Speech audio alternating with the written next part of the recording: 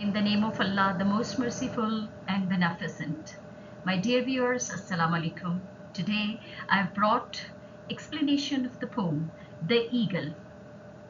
And I must mention here that this poem is in the new course of Federal Board of Pakistan.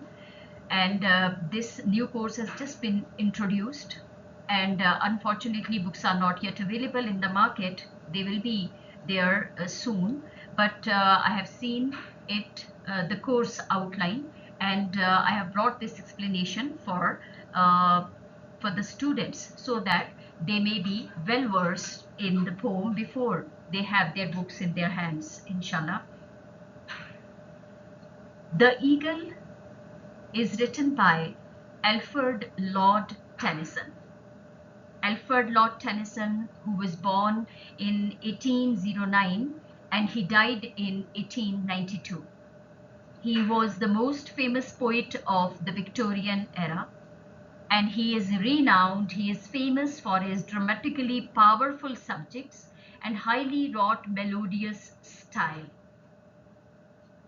Now, the question is whether he was a romantic poet. So, Tennyson and other Victorian poets who began writing in the late 1820s and 1830s so closely relate to the major romantics that they can be thought of as a third generation of romantic poets. So here is a very motivating poem, that is The Eagle. Now, dear viewers, I must tell you that the eagle is the symbol of honesty, truth, majesty, strength, courage, wisdom, power, and freedom. As they roam the sky, they are believed to have a special connection to God. आपको ये बताती चलूं कि eagle जो है वो ईमानदारी की, सच्चाई, इस्तेकामत, हौसलामंदी, अक्लमंदी, ताकत और आज़ादी की इलामत समझा जाता है। और चूंकि वो आसमानों के बहुत करीब उड़ता है, वो बहुत ऊंचाई पे उड़ता है कि वो आसमान के बहुत करीब होता है, तो इस बात पे यकीन किया जाता है कि it has a special connection to God, कि अल्लाह के साथ इसका बहुत, ये अल्लाह के चूंकि बहुत करीब है, इसका कनेक्शन, इसकी जो लिंक है, इसका जो राब्ता है वो अल्लाह से बहुत मजबूत है। नाउ सीइंग स्टैंजा नंबर 1, अब हम स्टैंजा नंबर 1 देखते हैं। He clasped the crag with crooked hands. This is told about eagle, and he is used for eagle. Now see, he clasps the crag with crooked hands. The poet has personified the eagle. Poet ने यहाँ पे eagle को as a human being present किया है, एक इंसान की तरह उसको प्रेजेंट किया है, इसीलिए उसके लिए ही का वर्ड प्रोनाउन इस्तेमाल किया गया है। He clasps the crag, crag is the high cliff, जो चट्टान की जो चोटी होती है उसको क्रैग कहते हैं। क्योंकि ईगल जो है वो बहुत ऊंचा आसमान पे उड़ता है और बहुत ऊंची चट्टानों पे इसका बसेरा होता है। So crag is a high cliff, बहुत ऊंची चट्टान, विद क्रूक्ड हैंड्स। ईगल जब ऊंची चट्टान पे बैठता है तो अपने क्रूक्ड हैंड्स, इसके जो पंजे होते हैं, ये मजबूती से उस चट्टान के अंदर गाड़ देता है। It means that the position of the eagle is very strong when it sits on the top cliff. The cliff is so steep that even then eagle is not scared to fall down. यानी ये इतनी गहरी चट्टान है, इतनी ऊंची चट्टान है, फिर भी ईगल के गिरने का खतरा नहीं होता। उसकी वजह यह है कि इसके पंजे इतने मजबूत होते हैं कि मजबूत पंजों से ये उस चट्टान को पकड़ लेता है। Close to the sun in lonely lands. और चूंकि ये बहुत ऊंचाई पे होता है, ऊंचाई पे उड़ता है और बहुत ऊंची चट्टानों पे इसका बसेरा होता है, तो definitely it is close to the sun, ये सूरज के बहुत करीब होता है। एंड इन लोनली लैंड्स क्यों कहा गया कि ये वो जमीनें हैं जो बहुत अकेली हैं, ये वो ईगल उन फिजाओं में पाया जाता है जो अकेली फिजाएं हैं। इसका लोनली लैंड्स क्यों है? Because nobody could dare go there, कोई भी इतनी हिम्मत नहीं कर सकता कि इस ऊंचाई तक पहुंच सके। Nobody, no one, no other bird could tread there, dare to tread there. कोई भी इतनी हिम्मत नहीं कर सकता कि उस फिजा में या उन जगहों पे जहां पे ईगल रहता है वहां जा सके। So close to the sun in lonely lands, ringed with the azure world he stands. He confronts directly the blue sky, the clear blue sky. Azure is the clear, बहुत साफ नीला आसमान. It is called azure. Ringed with the azure world, he stands. He stands and confronts only the vast blue sky. So this is the habitat of the eagle. Now paraphrasing. अभी हमने इस stanza में, this is called टर्सिट। मैं अपने viewers को बताती जाऊं, जो 3 लाइन स्टैंजा होता है उसको टर्सिट कहते हैं, TERCET। अब इस टर्सिट में हमें ईगल की ताकत, उसकी मजबूती, उसके रहन सहन और उसके मुकाम के बारे में बताया गया है कि उसका कितना ऊंचा मुकाम होता है। वो आम जो ये एटमॉस्फेयर है उसके अंदर नहीं रहता, वो he lives beyond this world, beyond this this atmosphere, वो इससे कहीं कहीं बाहर रहता है। और जहां वो रहता है वहां कोई भी हिम्मत नहीं कर सकता जाने की, वहां कोई उड़ने की हिम्मत नहीं कर सकता। So he is close to the sun in lonely lands. वो सूरज के करीब होता है और वो जो वहां पे ईगल के अलावा कोई और परिंदा नहीं पाया जाता। Coming to the paraphrasing now, how will you do paraphrasing of this tercet, this stanza? The eagle is sitting with might on top of the cliff.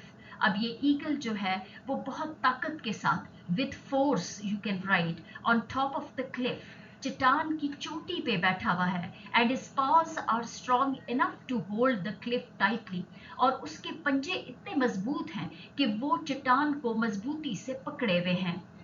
His grip is very strong that he does not fall from the cliff. He is sitting on the lofty cliff. वो बहुत ऊंची, lofty very high, वो बहुत ऊंची चट्टान पे बैठा हुआ है। That the sky seems quite close to him, कि आसमान उसके बहुत ही करीब वाक़ है, सूरज उसके बहुत करीब है। आप ये कह सकते हैं, the sun and the sky seem quite close to him and in those far off lonely lands, और ये जो बहुत दूर दराज जो आइसोलेटेड लैंड्स हैं, अकेली ये दुनिया है। No other creature dare to tread except the eagle, कोई दूसरी मखलूक भी वहां पे जाने की, वहां पे कदम रखने की हिम्मत नहीं कर सकता सिवाय ईगल के। It is exclusively his domain, ये मुकम्मल तौर पे उस ईगल की सल्तनत है। Where he is only circled by the blue sky, जहां पे उसके इर्द गिर्द और कुछ भी नहीं है, सिर्फ आसमान ही आसमान दिखाई देता है। Now see the position of the eagle here. इस स्टैंजा में हमें उकाब की शान और शौकत के बारे में बताया हुआ है कि उकाब जो है वो बहुत ऊंची चट्टानों पे उसका बसेरा होता है। वो बहुत सूरज इतना ऊंचा उड़ता है कि वो सूरज के करीब होता है, वो आसमान के करीब होता है, वहां और कुछ दिखाई नहीं देता सिवाय आसमान के। सो हिज डोमेन, उसकी जो सल्तनत है वो आसमान पे मुश्तमिल है, वो फिजाओं पर और आसमान पर मुश्तमिल है। उसके इर्द गिर्द सिर्फ नीले रंग का आसमान ही नजर आता है। Now see questions related to this first stanza. Whom does the poet refer to by using the pronoun he? Poet ने, शायर ने प्रोनाउन ही किसके लिए यूज किया है, किसके लिए इस्तेमाल किया है? The poet refers to the eagle by using the pronoun he. शायर ने यहाँ पे उकाब को की तरफ इशारा किया है और उसको पर्सोनिफाई किया है, उसको एज अ ह्यूमन बीइंग बयान किया है. The poet personifies eagle in the first line, और पहली लाइन में पोइट ने ईगल को पर्सोनिफाई किया है. Question number 2 is, where is the eagle sitting? Eagle कहाँ बैठा हुआ है? उकाब कहाँ बैठा हुआ है? The eagle is sitting on the rugged steep cliff. उकाब जो है वो बहुत ऊंची चट्टान पर, और रग्ड बहुत रफ किस्म की जो ऊंची चट्टान है उस पर बैठा हुआ है. How is the eagle sitting on the crag? और उस ऊंची चट्टान पे वो कैसे बैठा हुआ है? The eagle is sitting on the crag by holding the cliff tightly with its crooked hands. वो उसने अपने crooked hands, उसके जो पंजे हैं मुड़े हुए, उनके साथ उसने चोटी को, वो जो चट्टान है, वो जो चट्टान की चोटी है, उसको बहुत मजबूती से पकड़ा हुआ है. Why has the poet used the phrase crooked hands? Poet ने ये crooked hands क्यों यूज किया? The poet has personified eagle, making this eagle seem like a strange old man. यहाँ पे ऐसे लगता है कि उसने उकाब को एक बहुत अजीब व गरीब किस्म के बूढ़े आदमी के तौर पे पेश किया, sitting on the top of mountain, जो कि पहाड़ चट्टान की चोटी पर बैठा है, और a god like figure, or a god-like figure who clasps the whole mountain side in his hands. और किसी god-like figure है, बहुत ताकतवर कोई चीज है जिसने अपने हाथों में पूरी चट्टान को पकड़ा हुआ है मजबूती से. How high is the eagle sitting? कितना ऊंचा बैठा हुआ है? Eagle is sitting on the towering peak reaching towards the sky, the land which is unexplored and remote. Eagle सबसे ऊंची चट्टान पे और टॉप पे बैठा हुआ है, जो कि आसमान के बहुत करीब है, ऐसी जगह जो कि अभी तक अनएक्सप्लोर्ड है, जिसको अभी तक किसी ने एक्सप्लोर नहीं किया, बहुत रिमोट एरिया है कि जहां अब तक कोई नहीं जा सका. What does azure mean? Azure का क्या मतलब है? Azure means the clear blue sky. Azure का मतलब है बहुत साफ नीले रंग का आसमान. I hope these things are clear to you. These questions further make the things easy to understand. Then question number 7 is, what literary devices have been used by the poet in this stanza?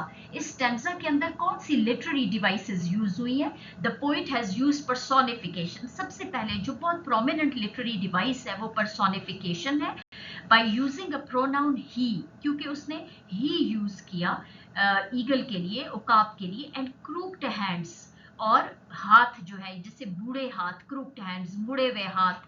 Imagery is used by a vivid depiction of the eagle's knobly talons. Now then, what other literary device is used? That is imagery. Imagery है nobly, vivid depiction of the eagle's nobly talents, जैसे eagle के जो clause होते हैं ना, जो पंजे होते हैं, उनके ऊपर उनकी जो स्किन होती है बहुत रफ होती है और रिंकल्ड स्किन होती है. तो नॉबली टैलेंट्स जिसमें बहुत सी गिरें, जैसे गिरें पड़ी हुई हैं, यही उसकी स्किन की सख्ती है, उसकी सख्ती जो है, उसके पंजे जो है, उसकी मजबूती को जाहिर करता है. So it is a vivid imagery. Then the poet has used alliteration. Alliteration in the line. अब एलिट्रेशन क्या है देखिए. I read a line, he clasps the crag with crooked hands. Alliteration literary device है जिसमें दो या दो से ज्यादा अल्फाज जो कि एक दूसरे के करीब, जैसे ये एक ही लाइन में पाए गए हैं, एक दूसरे के करीब हैं, और उनका जो सबसे पहला वर्ड है उनका साउंड एक है. ठीक है, इनिशियल स्ट्रेस्ड कॉन्सोनेंट सिलेबल्स हैं इसके. Clasp, crag, crooked. देखिए ये तीन जो है ये सिमिलर, इसको एलिट्रेशन कहते हैं. So the poet has used alliteration in the line, he clasps the crag with crooked hands. I have highlighted it. C for clasps, cracked CR, crooked CR. Then eagle serves as a metaphor for the grace and power of nature's force. फिर metaphor भी, eagle metaphor के तौर पे भी इस्तेमाल हो रहा है क्योंकि वो कुदरत की ताकत, कुदरत की शान भी के तौर पे भी इस्तेमाल हुआ है। The eagle is seen navigating it's kingdom, कि इसकी एक सल्तनत है, वो उसके अंदर घूमता फिरता है। Both the sea and the sky, समंदर और आसमान दोनों उसकी सल्तनत में शामिल हैं। ग्रेसफुली एंड विद प्रिसिशन, वो बहुत शान से उसके अंदर घूमता फिरता है, और ऐसी सल्तनत है उसकी कि जिसमें किसी और की हिम्मत नहीं है कि वो वहां तक पहुंच सके या वहां पे स्टेप इन कर सके। So what is the rhyme scheme of the stanza? अगर आप फर्स्ट स्टैंजा की राइम स्कीम देखेंगे तो triple A is the rhyme scheme of the stanza.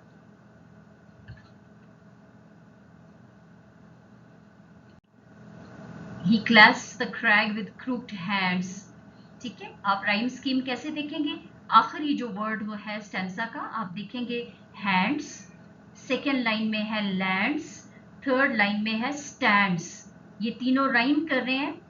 So first is a, second is again A because it produces the same sound, and third stands again produces the same sound. So triple A is the rhyme scheme of the stanza.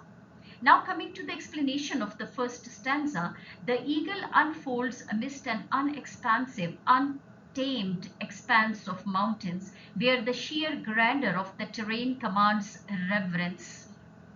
कि eagle जो है वो ऐसी चट्टानों पे उसका बसेरा है, इतनी वसी चट्टानों पे और इतने वसी इलाकों के दरमियान वो घूमता है, जहाँ पे डेफिनेटली उसकी पोजीशन ऐसी है कि it commands reverence. So he earns respect. He is at the place which is only surrounded by the sea and the sky। वो ऐसी जगह पे है कि जिसके इर्द गिर्द उस चट्टान के से नीचे देखें बहुत दूर समंदर नजर आता है, और अगर ऊपर देखें तो सिर्फ आसमान ही नजर आता है। Towering peaks reach towards the heavens, while the vast ocean below resembles a crumpled tapestry। In this remote and untouched wilderness, the eagle reigns supreme, his domain unchallenged by human presence। यानी ऐसी जगह पे, इतने दूर दराज इलाकों में वो वहां रहता है जहां पे सिर्फ उसकी हुक्मरानी है, और उसका डोमेन, उसकी सल्तनत ऐसी है कि जहां पे कहीं भी इंसानियत की मौजूदगी मुमकिन नहीं। The landscape serves as a majestic backdrop, amplifying the eagle's majestic and formidable presence, casting him as a deity in his own celestial realm। Yani he is a god-like figure in his own domain, with all his power, with all his might। He can survey the whole azure world around and below him। वो चूंकि आसमान, नीले रंग का आसमान उसके बहुत करीब है, तो वो बहुत गौर से, बहुत केयरफुली उस आसमान को, अपनी डोमेन को ऑब्जर्व करता है। The eagle is Alfred Lord Tennyson's short but forceful appreciation of the mighty predator. उसने इस उकाब, जो कि एक बहुत ताकतवर शिकार करने वाला जानवर है, उसकी ताकत के बारे में बताया। Marveling at the grandeur of an eagle and its stunning speed and strength as it sweeps on its prey, the poem speaker has face-to-face confrontation with the sheer awesome power of nature। यानी ऐसे लगता है कि poet ने face to face confrontation इससे की है, इसका सामना हुआ है, पोइट ने बहुत क्लोजली ऑब्जर्व किया है इसकी पावर को और इसके डोमेन को, जहां पे वो बादशाहों की तरह रूल करता है। So this is all about the explanation of the stanza. Coming to the second stanza and the last one, the wrinkled sea beneath him crawls, he watches from his mountain walls। यानी देखिए, वो चट्टान पे इतना ऊंचा बैठा हुआ है कि जब वो नीचे देखता है, उस शेयर जो क्लिफ है उससे जब वो नीचे देखता है तो बहुत दूर एक वसी समंदर है, और चूंकि वो इतनी ऊंचाई पे बैठा है ये उकाब, कि चूंकि समंदर की लहरें तो बहुत फोर्सफुल होती हैं, वो तो बहुत जोर से वो साहिल समंदर से टकराती हैं, लेकिन चूंकि उकाब इतना ऊंचा बैठा हुआ है कि उसको ये जो फोर्सफुल वेव्स ऑफ द सी हैं वो उसको जोर से टकराती भी नजर नहीं आती, बल्कि बहुत सुस्ती से मूव करती भी नजर आ रही है। क्योंकि बहुत ऊंचाई पे है तो बहुत क्लियरली उसको समंदर नजर आ तो रहा है, लेकिन उसकी जो लहरें हैं उनकी ताकत का उसको अंदाजा नहीं हो रहा। वो चूंकि आहिस्ता आहिस्ता क्रॉल करती हुई नजर आ रही है। एंड रिंकल्ड सी, रिंकल्ड जैसे जैसे फैब्रिक जो होता है वो रिंकल्ड फैब्रिक होता है, यानी बहुत ही नॉबली टाइप। अब ये झुर्रियों वाले, यानी जैसे झुर्रियों वाले कपड़े होते हैं, तो ये रिंकल्ड, इसको वेव्स जो है वो बहुत झुर्रियों वाली वेव्स लग रही हैं, आहिस्ता आहिस्ता मूव करती हुई साहिल समंदर की तरफ जा रही हैं। So the wrinkled sea beneath him crawls, दूर दराज बहुत नीचे एक वसी समंदर है जिसकी लहरें यूं रेंगती हुई बहुत आहिस्ता आहिस्ता वो, और ये वेव्स जो है वो बहुत रिंकल्ड नजर आ रही है, झुर्रियों वाली ये नजर आ रही हैं और साहिल समंदर से टकरा रही हैं। He watches from his mountain walls, और वो उसकी जो चट्टानों की दीवारें हैं वो वहां बैठ के बहुत गौर से उस समंदर को, वसी समंदर की लहरों को देखा जा रहा है। And like a thunderbolt he falls. देखिए, this refers to the careful observation of the eagle. Eagle की जो बहुत केयरफुल ऑब्जर्वेशन है ना, ये उसकी तरफ भी इशारा कर रहा है कि बहुत गौर से, इसका मतलब है कि या तो वो वहां पे बैठ के बहुत गौर से अपने शिकार को देख रहा है, और और फिर जब उसको जैसी कुछ चीज नजर आने लगती है तो वो थंडर बोल्ट की तरह आसमानी बिजली जैसे पड़ जाती है, इसी तरह वो आसमानी बिजली की सी रफ्तार से वो अचानक अपने चट्टान से नीचे छलांग लगा देता है। ही प्लंजेस, वो गोता लगाता है और एक आसमानी बिजली की तरह वो नीचे की तरफ आ जा, उस तेज रफ्तारी से वो नीचे की तरफ आता है। Now, the paraphrasing of this tercet is: the eagle is sitting at the top of the cliff from where he could see the vast sea miles down beneath. कई मीलों के फासले पे नीचे वो उस ऊंची चट्टान से बैठ के वो वसी समंदर को देख सकता है। ही ऑब्जर्व्स हिज सराउंडिंग्स केयरफुली, वो बहुत ही मोहतात अंदाज से अपने इर्द गिर्द के माहौल का मुशाहिदा करता है। फ्रॉम द टॉप, उस ऊंचाई से, where the oceans waves appear as mere ripples on fabric, ऐसे लगता है कि समंदर की लहरें जो हैं वो किसी कपड़े पे पड़ी हुई चुन्नट की तरह दिखाई दे रही हैं। Appear as mere ripples on fabric striking against the sea shore, और जो साइले समंदर से टकराती जा रही हैं। After carefully observing his surroundings, और बहुत ही मोहतात तरीके से अपने इर्द गिर्द के जो चीजों का जायजा लेते हुए, ही डिसेंड्स विद लाइटनिंग स्पीड, अचानक वो एक बर्क रफ्तारी से वो नीचे की तरफ छलांग लगाता है। His movement is as swift and forceful as the thunderbolt, और उसकी जो रफ्तार है वो इतनी तेज है और इतनी ताकत वाली है जैसा कि आसमानी बिजली गिरती है और उसकी रफ्तार होती है।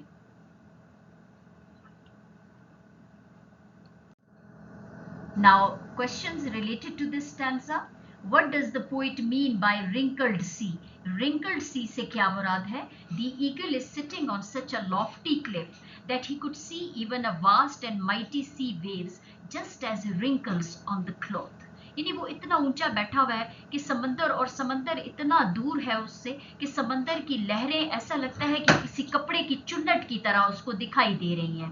They don't seem moving and striking against the shore from such a great height, और ऐसे नहीं लगता कि वो मूव कर रही हैं तेजी से और साइले समंदर से ये लहरें टकरा रही हैं, क्योंकि वो बहुत, इससे पता चलता है कि ईगल उकाब जो है वो कितनी बुलंदी पे बैठा हुआ है। Why are the waves crawling? ये समंदर की लहरें क्यों क्रॉल क्यों कर रही हैं, रींग क्यों रही हैं? The waves are actually striking forcefully against the shore, but as the eagle is sitting on the top of the cliff, again the point is the same. वैसे तो समंदर की लहरें जाहिर है वो बहुत फोर्सफुली, बहुत जोरों शोर से टकराती हैं, लेकिन साहिल समंदर के साथ टकराती हैं, लेकिन ईगल चूंकि बहुत ऊंची चट्टान के टॉप पे बैठा हुआ है, the waves seem just crawling lazily far beneath him, तो ऐसा लगता है कि ये लहरें बहुत सुस्त रफ्तारी से मूव कर रही हैं। The poem seems to be implying that it is the eagle who views the sea as weak, तो ये पोम हमें ये बताती है कि ये उकाब के लिए ये जो हालांकि कितना वसी समंदर है, इसकी लहरों में कितनी ताकत है, लेकिन ईगल के लिए वो भी बहुत ही कमजोर सी एक चीज दिखाई देती है, क्योंकि वो खुद बहुत, उसकी डोमेन बहुत ऊंची है, उसकी सल्तनत बहुत वसी है, वो बहुत ऊंचाई पे है कि एक वसी समंदर भी उसके आगे एक कमजोर सी चीज नजर आ रहा है। How does the eagle fall, और ईगल कैसे गिरता है, कैसे प्लंज करता है, कैसे गोता लगाता है। The eagle falls down like a Thunderbolt. Why does the writer compare the fall of eagle to a thunderbolt? वो क्यों उसको compare करता है thunderbolt से? The phrase like a thunderbolt he falls conveys the idea of swift and forceful movement. ये तेज रफ्तारी, जो बर्क रफ्तारी जैसी movement है, जो उसकी फ्लाइट है, वो आइडिया कन्वे कर रहा है, drawing a comparison between the eagle's descent and the sudden powerful strike of lightning during a thunderstorm. किस चीज का कंपैरिजन है? ईगल का अचानक गोता लगाना और नीचे की तरफ आना तेज रफ्तारी से, और इसी तरह से थंडरस्टॉर्म जो है, लाइटनिंग और थंडरस्टॉर्म की जो पावरफुल स्ट्राइक है, उससे कंपेयर किया गया। What does the eagle symbolize in this stanza? The eagle symbolizes freedom, insight and intellect in this stanza. अब इस stanza में देखिए कि हमने कहा कि वो उसने बहुत केयरफुली ऑब्जर्व किया चीजों को उसने, और फिर पता नहीं उसकी ऑब्जर्वेशन में क्या आया कि वो फौरन उसने फिर गोता लगाया अपने शिकार की तरफ। May be he has seen some fish from that height in the sea. हो सकता है कि उसने समंदर के अंदर उसे अपना शिकार नजर आया हो, इसीलिए उसने बर्क रफ्तारी से उसने वहां से छलांग लगाई और सीधा समंदर को कन्फेस किया उसने। सो यहाँ पे एक तो फ्रीडम है, freedom of thought, freedom of movement यहाँ पे, ठीक है, हरकतें, आजादी हरकत, इनसाइट विजडम शो कर रहा है, इंटेलेक्ट जहानत शो कर रहा है इस स्टैंजा के अंदर ईगल की। Which literary device is used in the last line of the stanza? And we have seen that simile is used in the last line, as the forceful plunge of the eagle is compared to the powerful strike of lightning during a thunderstorm. Simile क्या होता है? मुशाबियत, comparison करना। तो ये जो eagle का forceful plunge है, उसको किस चीज से कंपेयर किया गया? थंडरस्टॉर्म से किया गया। What is the rhyme scheme of the stanza? Again, the rhyme scheme is the same, that is triple A, क्योंकि rhyme scheme में last word जो है, it is always the same. Now, explanation is, beneath him, the ocean's waves appear as mere ripples on fabric. यानी उस जहां वो बैठा हुआ है, वहां नीचे समंदर की लहरें तो ऐसा नजर आ रहा है जैसे किसी कपड़े के ऊपर चुन्नट हो। Perched upon his mountain stronghold, चूंकि वो बैठा कहाँ है? अपने चट्टान पे बैठा हुआ है बहुत मजबूती से। He surveys the world before descending with lightning speed. पहले वो पूरी दुनिया का मुशाहिदा करता है, उसका सर्वे करता है, और फिर और फिर जब वो he plunges, वो गोता लगाता है बर्क रफ्तारी से। The phrase like a thunderbolt he falls conveys the idea of swift and forceful movement, drawing a comparison between the eagle's descent and the sudden powerful strike of lightning during a thunderstorm. It implies that the eagle's movement is incredibly rapid, decisive and potentially impactful. और eagle ने वैसे ही नहीं movement कर ली, उसने सबसे पहले मुशाहिदा किया, उसकी ऑब्जर्वेशन, और फिर देखिए उसकी जो मूवमेंट है उसको कैसे डिफाइन किया गया? रैपिड, बहुत तेज, डिसाइसिव, यानी डिसाइसिव है, उसने एक डिसीजन लिया, and then he acted upon it, and potentially impactful, it has a great impact, much like the sudden and intense force of a thunderbolt. This is how you have to explain the stanza if you are required to do so. I hope this poem has become easy with paraphrasing, explanation and the related question from each of the stanzas. I hope this is easy for you to understand. Please don't forget to like it, comment on it. I'll be waiting for your kind comments, and share with your friends, those who need it, and especially the students of the 9th class belonging to the federal board. They may find it very useful for them. Thank you so much, and Allah Hafiz.